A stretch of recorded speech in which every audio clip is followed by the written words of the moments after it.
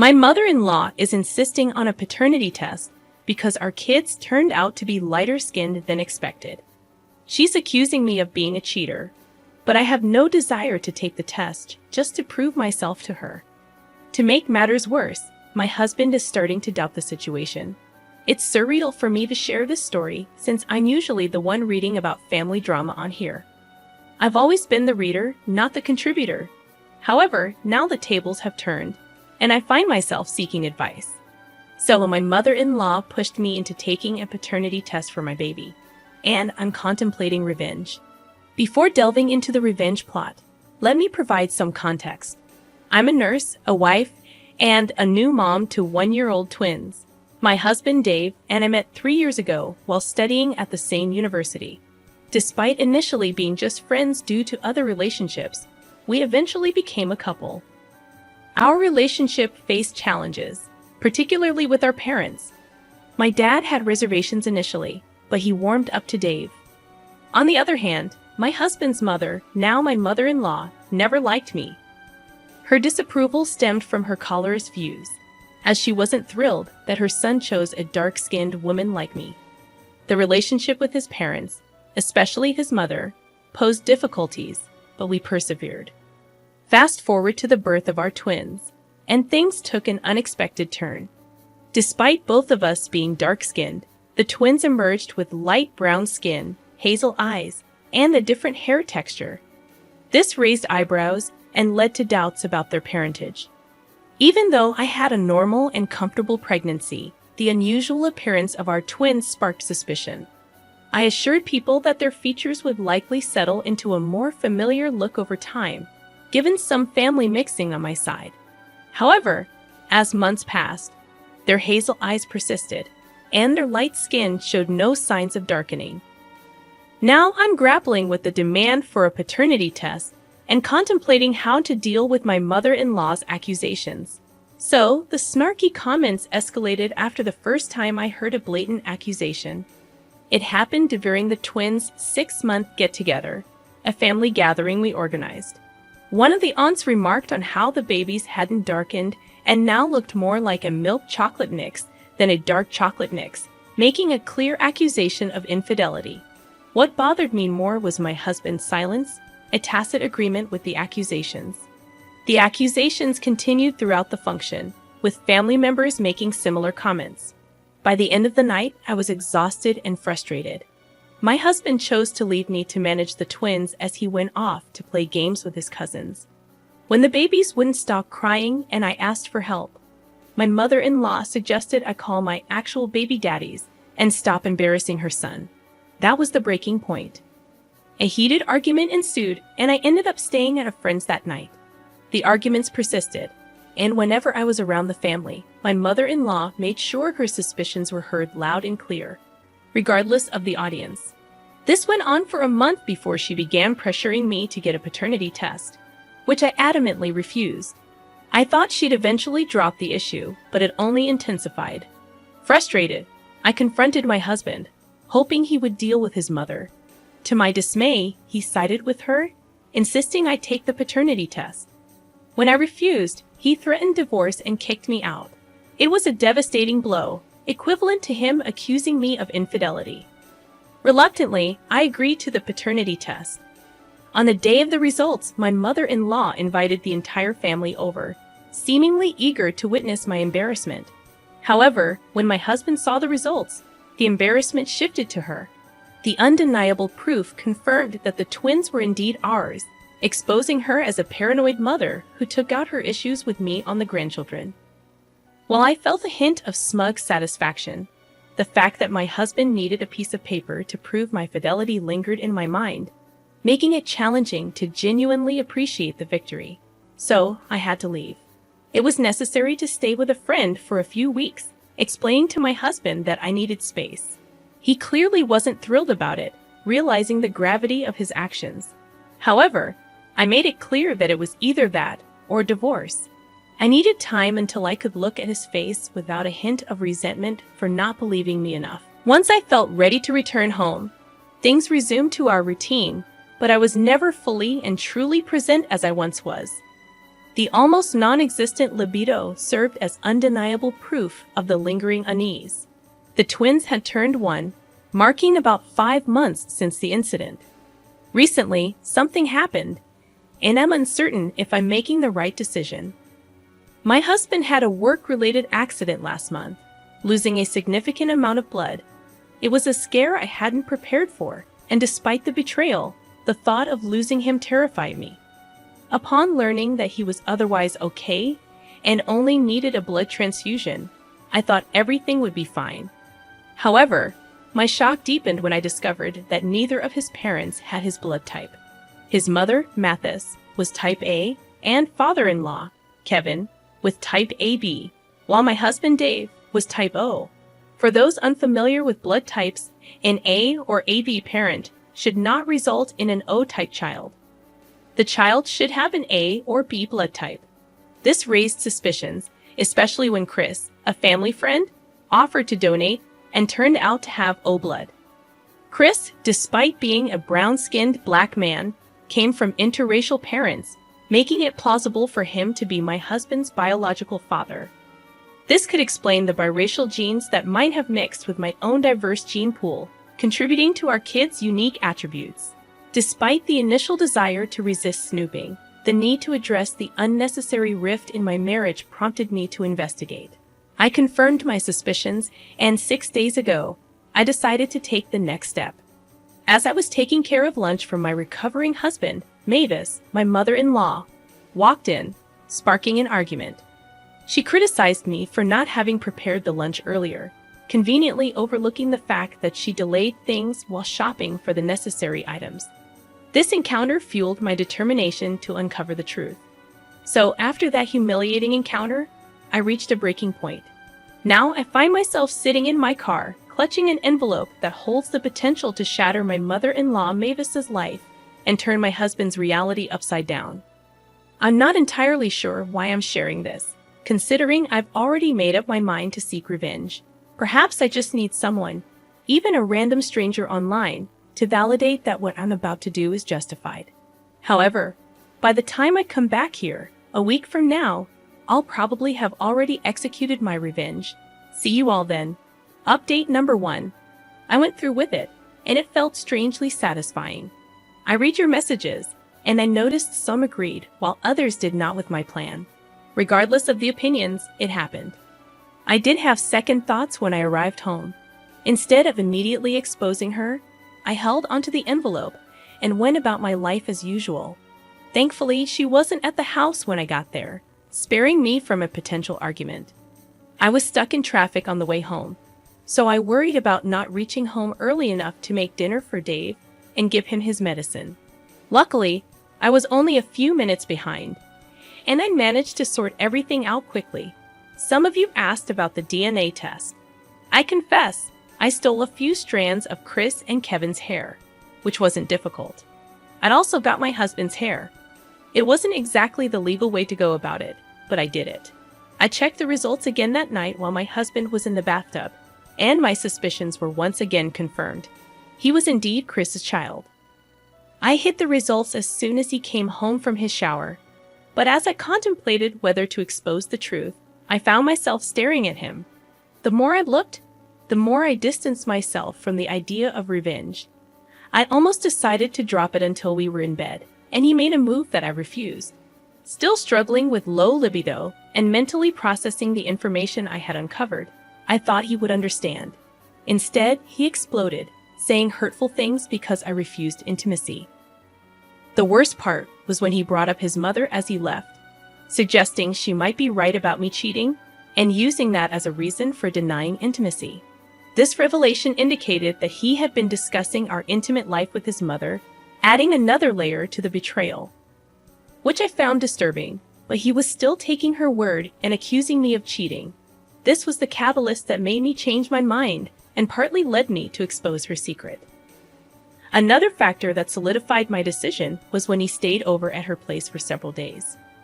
When he returned home, I found one of the dress shirts he unpacked from his luggage, and had makeup stains clearly of a different shade than any of the women in our family. I chose not to confront him at that moment because it wouldn't make sense. Instead, I quietly plotted and waited for the perfect opportunity, which presented itself today. A cousin of Mavis had a baby shower and a gender reveal party, providing the ideal setting as the entire family was present. I patiently waited until right after the gender reveal and sent a photo of the 2 DNA tests to my father-in-law Kevin's phone. It didn't take him long to explode, storming through the back doors likely from the kitchen, and then confronting Mavis by throwing the phone in her face, demanding an explanation. The entire party turned their attention to the commotion, with some men moving towards Kevin, concerned that he might resort to violence. Although I was sure he wouldn't hit her, I stepped back and watched everything unfold. Mavis's initial confusion quickly faded as she saw the contents of the phone. Normally adept at lying and acting, her face betrayed the truth. Kevin didn't need words to know that whatever the picture showed was not a lie. He erupted into shouts and curses. It didn't take long for the entire party to learn that she was an absolute cheater. Chris tried to calm the situation, but Kevin, fueled by anger, directed his violence towards him first. The scene was chaotic, and I maintained an appropriately shocked expression to avoid suspicion, even though I had the urge to burst into laughter. My husband also jumped into the fray, resulting in him getting hit in the face and reopening his injury. While I should have felt sorry, given what he had done and said, I couldn't help but feel that he deserved it. After dedicating years to him, he chose to listen to his mother and accused me of the worst possible thing. The discovery of the makeup stain, clearly not matching any family members, made it evident that he was also cheating. I wouldn't be surprised if he took advice from Mama Dearest and did just that. She had always made it clear that he should have chosen a white woman, claiming his life would have been easier. Anyway, nobody wanted to involve the police because all those involved were black, specifically black men. The family had to physically intervene to separate the group. However, with Chris's ego bruised from getting beaten up and a bit intoxicated, he resorted to verbal violence and blurted out the entire twisted history of how it all went down. Here's the breakdown. Kevin grew up wealthy, while Chris grew up financially strained. They met in high school, and despite Chris' initial jealousy, he recognized that Kevin held the key to numerous opportunities. They became close, sharing similar tastes in women. Enter Mavis, who, of course, went for the one with more financial stability, Kevin. They dated, but all the while, Mavis secretly desired Chris, as she sought the mixed-race aspect. Kevin was fully dark-skinned, while Chris had a smoother brown complexion, not entirely light-skinned but enough to indicate a mix of races. They carried on a clandestine affair while Mavis got pregnant. They schemed that if the baby looked enough like Kevin, they could claim him as the father and enjoy the benefits of Kevin's opportunities. If not, they would have to say goodbye to those advantages and try to make it work. Luck seemed to be on their side, as the baby looked just like Kevin, securing their access to opportunities. Kevin, unknowingly, married Mavis and helped his best friend Chris build his own business, achieving their respective desires. While I felt sympathy for Kevin during this revelation, it wasn't expressed elegantly, but I've put it into words for you. Kevin nearly lost control after learning the truth, but his family intervened, carrying him away to prevent further damage. Mavis, in the meantime, was visibly distraught, knowing that Chris was already married with a family of his own. After these revelations, we headed back home. I had to drive and put the babies in their car seats, since my husband was a mess throughout the journey. I didn't bother trying to talk to him when we got home. Eventually, as the evening wore on, he dressed and left home without uttering a word to me. Here I am now in bed, typing this and watching to see how everything unfolds. If there are any significant changes, I'll update you all. Updates. So Kevin is filing for divorce and initially considered pursuing a lawsuit for paternity fraud against Mavis. However, he decided against it and proposed a different deal. In this new arrangement, Mavis would sign away any rights to half of Kevin's assets, and in return, Kevin would forgo pursuing a legal case against her. Mathis, however, has been making it difficult for Mavis to agree to this deal. If she signs, she would be giving up a substantial amount, including a luxurious lifestyle and a sizable house. With only a few thousand in her savings, Signing away her rights would leave her unable to maintain her current lifestyle. The situation is complicated by the fact that she can't rely on Chris, who is dealing with issues in his own marriage as their secrets unravel. It was discovered that Chris and Mavis were still involved even after she got married, coinciding with the time Chris met his current wife. As for my husband's reaction to all this, he's been heavily drinking and ignoring me when I try to talk to him. I wonder if he suspects I played a role in this, but at the same time, I don't care much. He has come home with similar makeup stains from the last time, and I'm just observing how things unfold. If his work is significantly affected, I might step in, as I don't want my children to grow up without their dad, or with an alcoholic father. I'll update you all whenever the next event unfolds. Some of you seem quite invested, making the situation more amusing. See you until next time. Update number 3, final update. A lot has happened since the previous update. In the battle between Kevin and Mavis over her signing away her rights to half his assets or facing a paternity fraud lawsuit, Kevin emerged victorious. It was discovered that Mavis couldn't afford strong enough lawyers for the case, and the one she consulted flat out told her she had no chance of winning. Eventually, she signed away everything. The eviction that followed was swift and ruthless. Kevin gave her minimal time, and as soon as it was up, he had people ensuring she left. My husband, easily convinced to let her live with us, worsened our already failing marriage. His mother's behavior escalated from bad to tyrannical, and I felt like a prisoner in my own home. Over the last few weeks, I've stayed at friends, hotels, and motels on many nights with the twins. When things got worse, Dave was no help. He seems only to care about drinking, leaving early for work, and returning late, likely cheating. He's also started neglecting not only me but also the kids. I attempted to address the issue with him multiple times, even leading to arguments. In the midst of one argument, he said hurtful things, including calling me an annoying chick and expressing regret for not listening to his mother's advice to find a white woman. After that, I concluded that divorce was the best option, and I started preparing for it. However, I found myself weighing various options, considering the need to find temporary accommodation, cover babysitting expenses, and handle legal costs. A few weeks later, I had another argument with Dave, and during my absence, my mother-in-law discovered the hidden DNA test results. When I returned home, a heated argument ensued, revealing that Dave had been part of the plan to maintain the facade for financial gain. Their scheme involved inheriting Kevin's construction company, a $1 million business. My attempt to defend myself led to physical violence, and the police were swiftly involved. Dave spent the night in jail, and Mathis had to arrange his bail. Kevin, learning about the situation, reached out to help me with the case against Dave. He not only assisted me, but also supported me in obtaining child support and securing the house where Mavis had been living. Mavis, attempting to threaten me, faced charges of assault. With evidence of Dave's violent behavior and increased alcohol consumption, I gained control of the custodial arrangements for the children. In the aftermath, I decided to sell the house and purchase an apartment in a secure location. This move was to safeguard against any potential threats from Dave or Mavis. Despite their chaotic lives, I wanted to ensure the well-being of my children. I appreciate those who followed this roller coaster journey, and I invite you to share your thoughts or similar experiences in the comments. If you're new to the channel, I'm Mr. Reddito, and I share stories daily. Feel free to subscribe and like the video. See you in the next one. I found myself unemployed, prompting me to turn to my stepmother for assistance. To my dismay, she responded with laughter, dismissing me as useless. However, she seemed to have overlooked a crucial detail. I held the reins in this dynamic.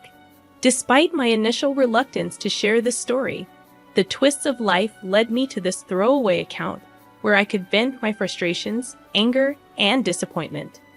Allow me to set the stage for a better understanding of my situation. I had a thriving career at a major magazine company, affording me a comfortable lifestyle that I had always aspired to. My father, a dedicated worker, instilled the value of hard work in me. Unfortunately, unforeseen circumstances led to his job loss, leaving us grappling with financial uncertainty. Enter my stepmother, with whom I maintained an on and off relationship. One might assume that, given my father's unemployment, she would step up.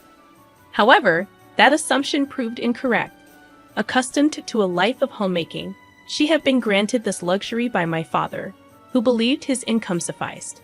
The blame lay with him for fostering this mindset. In an effort to support them, I took on the financial burden, covering their rent, groceries, and other essentials. I even secured a personal assistant position for my stepmother at my workplace, hoping to ease the strain. As she settled into her new role, life took an unexpected turn, prompting me to share my story here.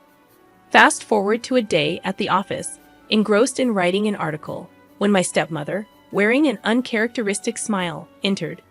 Despite her infrequent displays of joy, she proposed a lunch outing, citing our lack of shared meals since her employment. While perplexed, I agreed, only to have my colleague Jane express concern about the unusual invitation. As we sat down at a nearby restaurant, engaging in small talk, my stepmother's motive came to light. She thanked me genuinely for securing her job, a gesture I had never anticipated from her. The unexpected turn continued as she expressed a desire to improve our relationship, acknowledging her past behavior and lack of maternal instinct. She attributed this to a traumatic childhood, a revelation that softened my perception of her. We concluded lunch with a mutual commitment to working on our relationship, a revelation that warmed my heart. Despite the rocky history, the prospect of a closer bond with my stepmother became a source of happiness.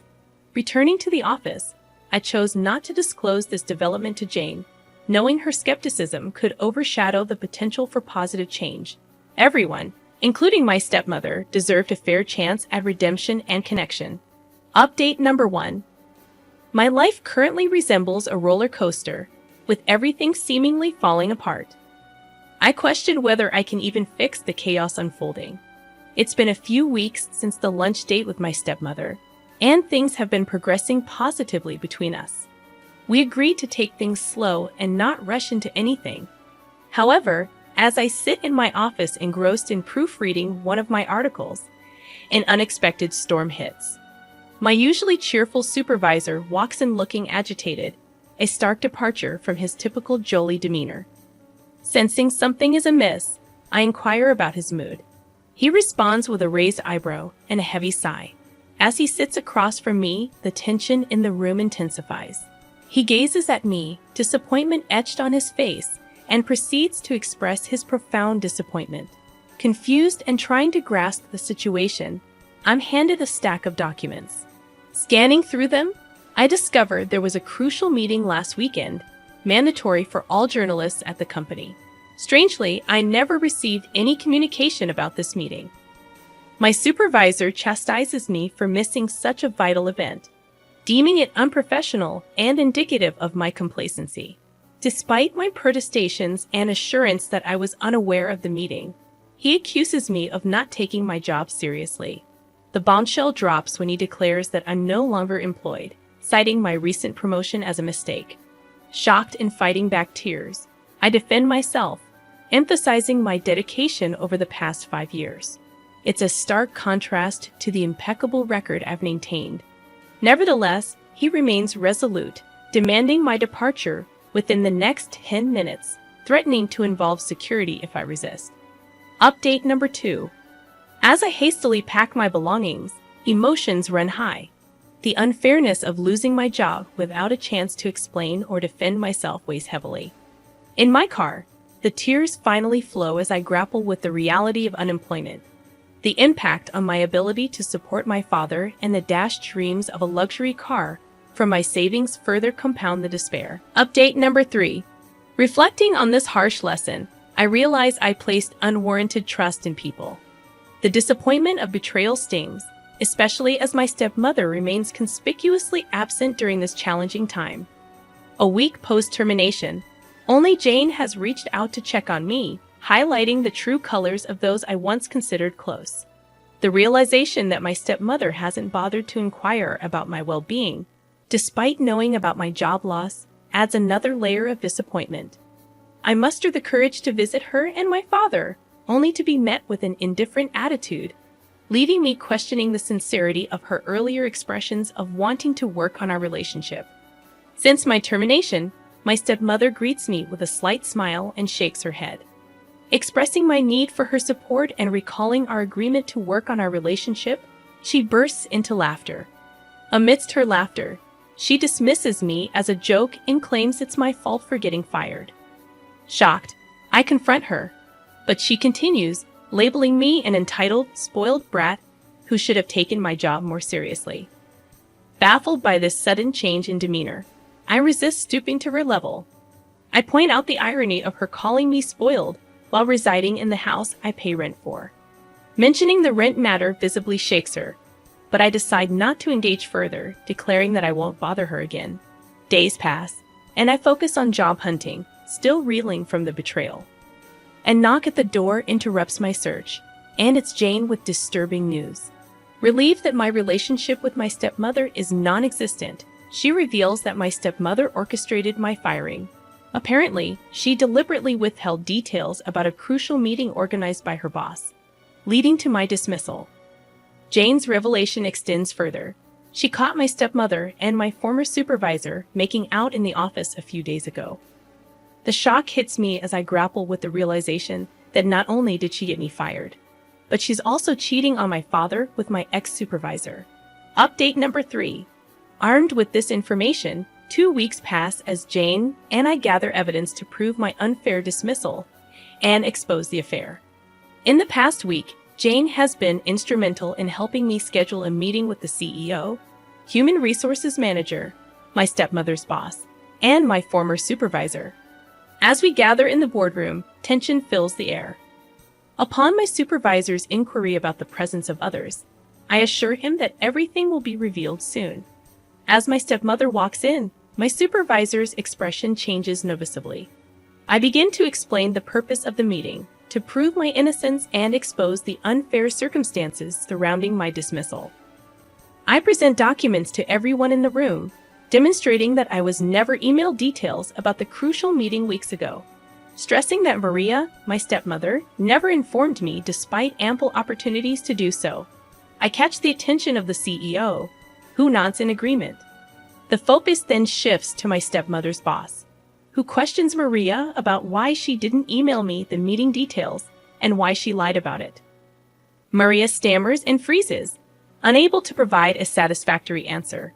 Her boss presses her further, asking why she lied when confronted about the email. My former supervisor attempts to explain but fails to garner belief. The HR manager asserts that I was fired unprofessionally and questions the supervisor's authority to terminate my employment. Seizing the moment, I produce more documents and disclose the probable reason for my supervisor's decision. As my stepmother glances through the documents, she reacts explosively, hurling insults at me. She calls me an entitled pig, accusing me of being a spoiled brat. Her outburst intensifies as she wishes my father could witness what she perceives as my evil nature. In a shocking turn, she attempts to physically harm me, but my attorney intervenes, preventing the assault.